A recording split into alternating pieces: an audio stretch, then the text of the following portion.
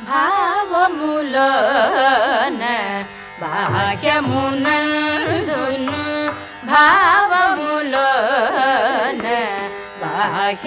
బాహ్యమునందును గోవింద గోవింద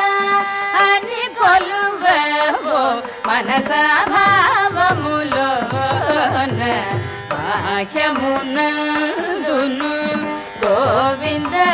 గోవింద అని కొలువవో మనస భావములోన బాహ్యమునందును గోవింద గోవింద అని కొలువవో మనస భావములోన బాహ్యమునందును